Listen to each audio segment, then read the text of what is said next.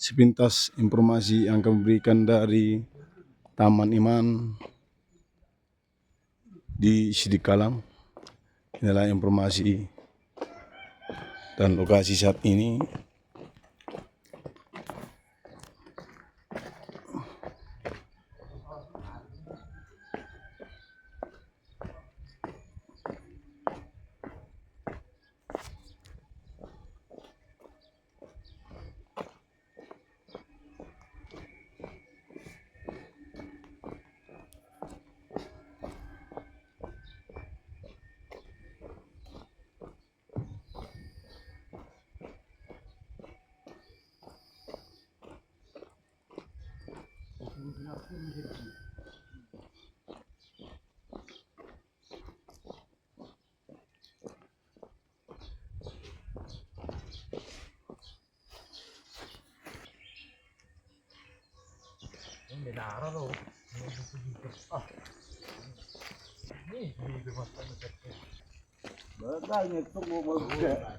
Inilah sebuah keindahan dari Taman Iman Sidikalang.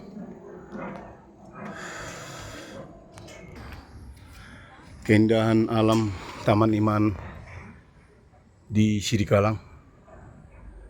Inilah dia Taman Iman yang sangat luar biasa dan keindahan Sidikalang yang sangat luar biasa.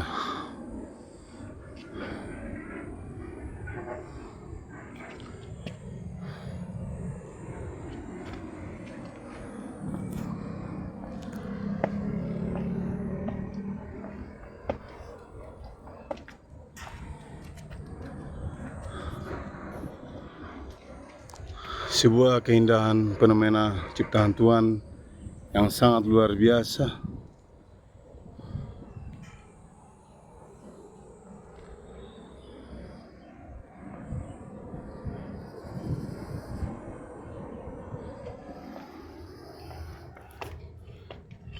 Sampai di puncak gunungnya. Saudara-saudara pencinta channel YouTube Demaksimal Mata, inilah keindahan Taman Iman dari puncak gunung yang ada di sini. Begitu indahnya ciptaan Tuhan. Inilah dia kelihatan dari puncak menara Haruteo. Menara Haruteo. Sebuah menara sih. Menara Narung Taman Iman. Taman Iman. Kesempatan yang sangat luar biasa. Tuhan berikan kesempatan ini untuk saya.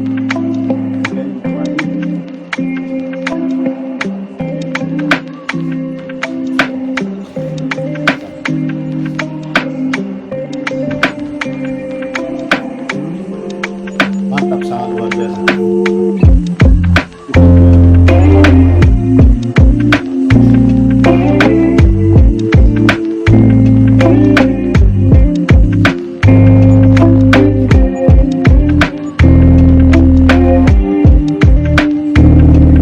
Halo Bu Rahma.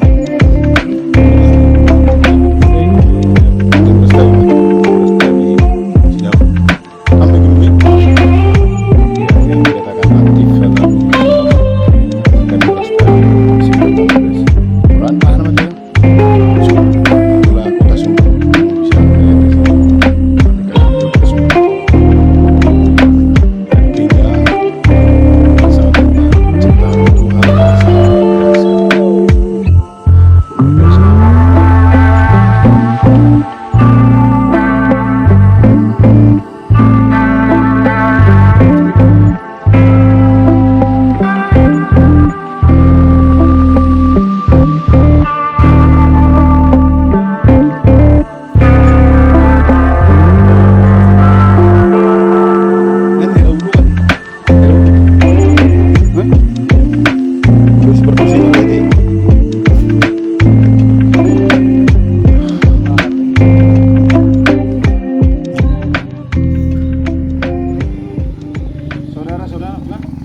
Saudara-saudara pencinta YouTube channel Demaksimal Mata, inilah patung Musa yang menerima 10 perintah Allah.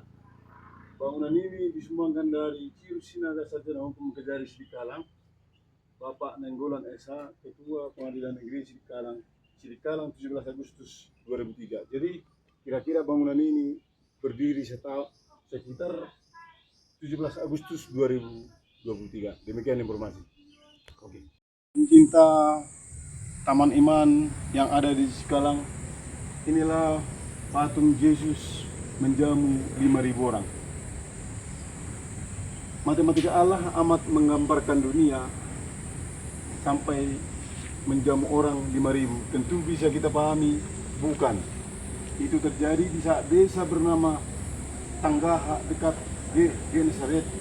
Ribuan orang yang ingin mendapat kesembuhan dan penghiburan dari Yesus belum makan walau matahari telah hampir tenggelam. Yesus merasa iba karena mereka seperti domba kehilangan gembala di ayat Markus 6 ayat 34. Dia pun menyembuhkan dan menghibur mereka. Kemudian dengan hanya 5 roti dan 2 ekor ikan terjadilah matematika yang amat ajaib. Pada hari itu lebih dari 5.000 orang makan kenyang dan masih tersisa 12 bakul. Di ayat Tuhan menyatakan di Alkitab Markus 6 ayat 30 sampai dengan ayat 24. Orang-orang yang mencari Tuhan ternyata tidak pernah dikecewakan dari tangan Tuhan, akan mengalir berkat surgawi hingga mulut anak-anak dan seluruh anggota keluarga kita dikenyangkan, dan ingin terjadi itu dalam keluargamu. Percayalah padanya. Amin. Oke. Inilah patung Yesus diharapkan kepada Pontius Pilatus.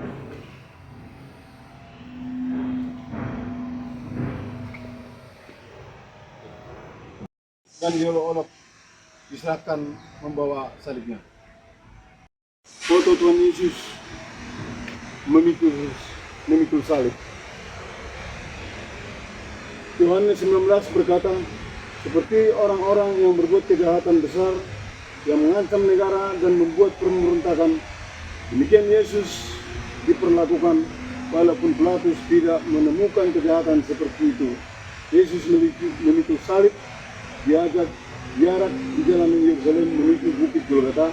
Seandainya ada orang di tengah-tengah jalan yang bersaksi tentang kepalsuan tuduhan yang dikenakan bagi Yesus, boleh saja Yesus akan dipaksa, tetapi tak ada orang yang melakukan itu. Karena semua orang yang telah disembuhkannya atau orang-orang yang mendapat anugerahnya, apakah Anda juga orang yang melupakan anugerahnya dan turut menyalibkan dia? Demikian, inilah salib Tuhan itu. Inilah penyerahan Yesus memikul salib. Inilah proses akan pendidikan Tuhan Yesus. Inilah patung sebagai sejarah untuk kita umat Kristian.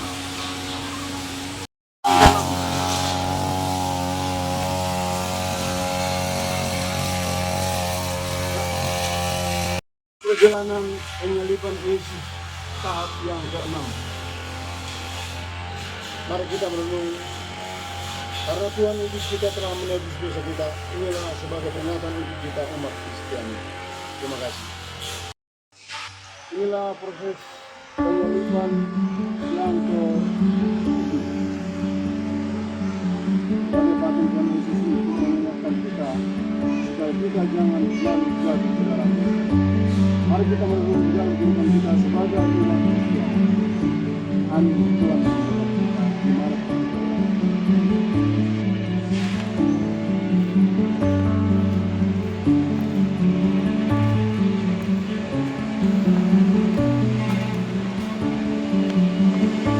Saudara-saudara yang dikasihi Tuhan Yesus, inilah jalan menuju pemrosesan salib Tuhan, penyaliban Tuhan yang ke-8. Tuhan sudah dipersembahkan untuk penyaliban yang ke-8. Inilah proses untuk mengaku keseluruhan. Saudara semua di dalam nama Tuhan Yesus Kristus, belum perjuangan kita untuk menjalani dari tangan iman yang ada di dalam kita. Mari kita lihat yang selanjutnya.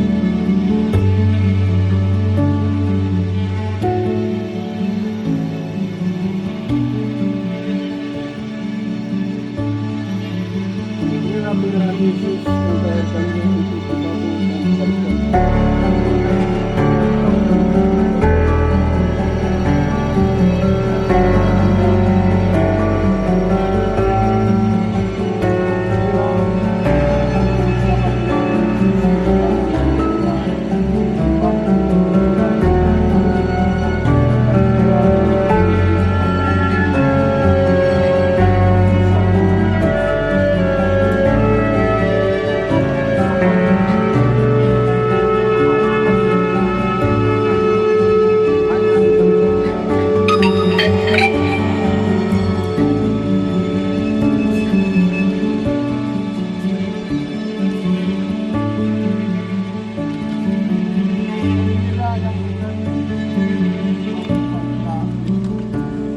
Mari kita tenang dan jangan lagi kita berbuat dosa demi manusia yang ada di dalam kita oleh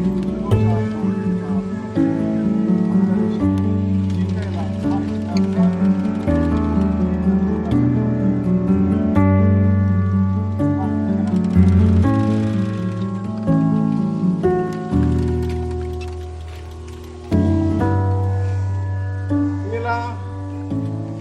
inilah proses Yesus dikuburkan, dimasukkan ke dalam gua, dan disinilah berakhir cerita kematian Tuhan Yesus.